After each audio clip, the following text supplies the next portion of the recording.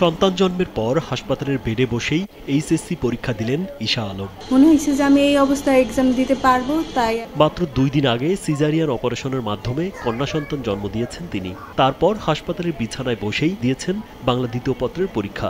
হসপিটালে পরীক্ষা দেওয়ার চেষ্টা করেছি, আশা করি যতটুকু পারছি তাতে ভালো একটা নাম্বার আমি পাবো।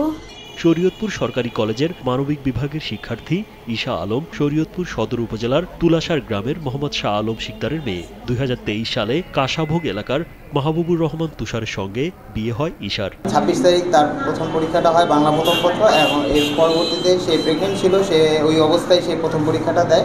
গর্ভাবস্থায় চলতি এইচএসসি পরীক্ষায় অংশ নিচ্ছিলেন ঈশা। গেল বৃহস্পতিবার বাংলা প্রথম পত্র পরীক্ষার পর শুক্রবার রাতে প্রসব বেদনা শুরু হলে তাকে শহরের একটি ক্লিনিকে ভর্তি করা হয়। ওই রাতেই তিনি কন্যা সন্তানের জন্ম দেন।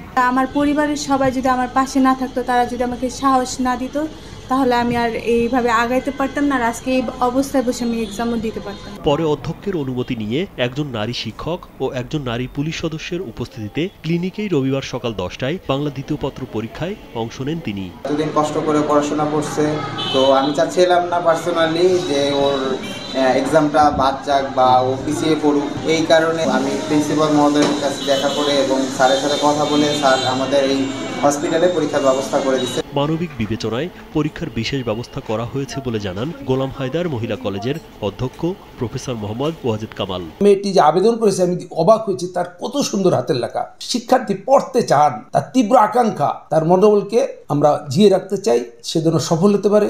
আমি দোয়া করি এই মেয়েটি যেন কামিয়াব হয়, উচ্চশিক্ষা অর্জনের সুযোগ পায়। রাজীব বিশ্বাস, কালবেলা।